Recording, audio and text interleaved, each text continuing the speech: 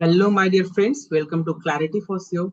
Today in this session, we will try to understand about the gender gap index recently World Economic Forum. This is the forum, okay, and this publishes this gender gap index. So we will try to understand in and out of gender gap index what are the various parameters that this index is being measured on, and on what basis the scores are being provided to various countries. So as per this index, in 2025, India ranked 131st position in global gender parity out of 148. Means it is a measurement for 148 countries are being measured over various indicators, right? And in that 148 countries, the rank of India is 131st. Okay. So last year it was like 129. So it slipped to it slipped from three positions from the previous years, means 2024, and for this year it is 131. Okay, so it is not a good news with respect to the gender, where we in India we talk about the gender sensitivity, we talk about the women empowerment. So in a country like India, this is not a good news that we are lagging in gender gap index, right? So it means that we are somewhere we are not justifying the the women gender, right? So coming to the next slide, let's try to understand each and everything. India's performance in Global Gender Gap Index 2025. So the rank of India, this you need to remember, the 131st is the rank of India for 2025 out of how many countries? Out of 148 countries, down from 3 places from 2024, and in 2024 it was 129. All right, with a overall gender parity score of 64.1%. Okay, so in developed countries which are performing very well with respect to gender gap index, their scores are very well. So India is not performing well, although it is above the average, but still it is lagging behind, right? And it is like we will see also that it is lagging behind with respect to other neighboring countries as well, right? First one, see here, these are the 4 indicators over which gender gap index is being measured. The first one is economic participation. So it shows that we have improved slightly with respect to economic participation. What do you mean by economic participation? It means that what is the amount of contribution a woman in India is contributing, a female gender in India is contributing towards the economy, towards the GDP of our country. So through through startups, through entrepreneurships, right, or through jobs, right. So through this such type of participation, they can contribute in our economy at a whole, right. So economic participation improved slightly to 40.7%, with earned income parity rising from 28 to 29.9%. All right. So we have seen a improvement in economic participation. Second one, educational attainment, strong performance. We can see here strong performance with respect to educational attainment for the women in our country in respect of literacy and with respect to higher education enrollment. Means higher education means +2 enrollment after for graduation or and for PGs, PhDs, right? So enrollment in higher education actually increased. So we have seen a positive attainment with respect to education. All right. And we have seen a performance of 97.1% of parity, means similarity with respect to men, right? Their counterparts. Now, third parameter, health and survival. Modest progress. We have seen an average progress in health and survival. Okay, it is talking about the sex ratio at birth, means at the time of birth. Okay, suppose in a particular in India, at the same time, thousands males are getting birth, right, and thousand females are getting birth. So what is the average ratio of their survival? So here the average may be like 980, and here the average may deteriorate to 950. Okay, so the survival rate of female is what, right? So here we have seen a modest progress, means somehow we have seen a positive growth, but still it is a modest, right? And many reasons could be there. Maybe female infanticides is one of the major reason. Apart from that, not a good health facilities, proper primary health centers were not set up in various parts of our country. That is also a reason. So at the time of birth, the pre-labor pain that also causes death to sometimes to mother and sometimes to infants, right? Other one, healthy life expectancy. So in healthy life expectancy, that what type of life females in our country is leading, right? So in that respect also, we have not seen a very good, very enormous growth. Rather, it's a modest progress with respect to life expectancy. Means uska life, the average life expectancy, that but up to how much years they are going to survive, right? Lifespan, actually it is talking about lifespan. Now the fourth indicator, political empowerment. We have seen a decline in political empowerment. This is very bad, right? This is very bad with a country like India, in which we are planning to become a developed country, a Viksit Bharat by 2047. In such country, if women workforce are not going to participate at par with the men, then how we can see the empowerment, right? So just talking on pen and paper is not just giving the empowerment. Rather, it should come at the grassroots, and at grassroots there should be political indulgement, right? There should be political involvement of female in our country. Then only we can expect a very good growth with respect to political empowerment among the women's, right?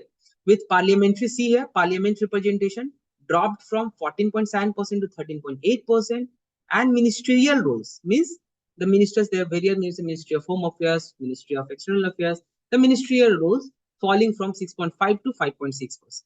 Okay, so such type of key roles should be provided. It should be provided to the women representative as well. It should not be dropped, rather it should be increased, right? Continuing a downward trend from 2019, where we can see a peak of 30%. Okay, in 2019 we have seen a peak of 30%, but now it is we can see a downward trend in the political empowerment for women in our country. Okay, overall the score is 64.1%. This also you need to remember. Now see here, when we compare the performance of India with respect to gender gap, with comparing it with various countries, we can see here top players, Iceland topped the index. The rank 1 is Iceland, right? This also you need to remember. For 16th consecutive years, Iceland is performing very well with respect to provide the empowerments, to work over the women empowerment in their countries, right? And they are performing very well. Ranked 1, Iceland is ranked 1, then Finland, Norway, okay, then UK, then New Zealand. So at least remember the Iceland, the first performer, okay, the first ranker with respect to gender gap index published by World Economic Forum. Okay, then see here the neighboring countries. India lags behind most South Asian peer members like Maldives, right? Pakistan. See, they are the worst performing state is Pakistan, where the women are not provided the rights, the equal rights at par with the men. Rather, they are being kept at isolated. Educational enjoyment is not there. Rather, political empowerment is not there. With respect to health, also they are lagging. So overall, the score is very poor. That's why the last performer is country is Pakistan, the last one, the 148th ranker. Okay. However, see here the other neighboring countries. Bangladesh performing better than us, surged to 75 places to 24th. See the ranking of Bangladesh, 24th. Nepal 125, Bhutan 119, Sri Lanka 130th. Also ranked higher than India. These are ranking higher than India. Even Sri Lanka is ranking higher than India, right? Global gender parity trends in 2025 marks the strongest improvement in gender parity since COVID-19. We have seen the strongest improvement in gender parity, gender equality. After COVID-19 outbreak, the global gap now stands to 68.8%. See here, the global gender parity stands somewhere around 68.8%, and India is around 64.1%. Means we are lagging with respect to global gender parity as well, right? At the current place, full global parity remains 133 years away. Means still we need to work on, like if you will work on positively in that direction, in this direction, then it will take 123 years more in order to achieve the women empowerment, or we can see in order to achieve like Iceland, right? So in order to give equal rights to the women of our of our globe, actually to the world across the globe, we need to work for 123 years. Then only the gap can be reduced, gap can be eliminated actually, right? Women make up 41.2% of the workforce, but hold only 28.8% of the leadership role. See here, not good. If they are contributing 41% to the workforce, then among the leadership also they should contribute near to 41%, at least 40%, 35, 38%, right? So it highlights a significant leadership gap among the women community, right? And it does not mean that women are like lagging, they are not educated, or they are not getting. Actually, the equal opportunities are not being provided to the women, right? That's why this lag we can see. Else women are performing very well at par with the man, right? And in Indian Constitution also, we talk about the women empowerment and all, and we talk about the equal lifestyle for men and women. See here, the global parameters. The first one that we are talking about, economic participation or opportunity. The second one, educational attainment. The third one, health and survival. And the fourth one, political empowerment, in which India is lagging actually, right? So these are the things. And now it's a questionnaire time. So I have inducted 5 questions in this series, and I want each and everyone to just write down, move your fingertips, and just write down the correct answer in the comment section. Which country retained the first position, and what was the score for that? The second one, what's the approximate percentage of global gender gap that has been closed in 2025 across the 148 economies surveyed? Then third question, among the 4 sub-indices, which one had the worst level of gender parity in 2025? Okay.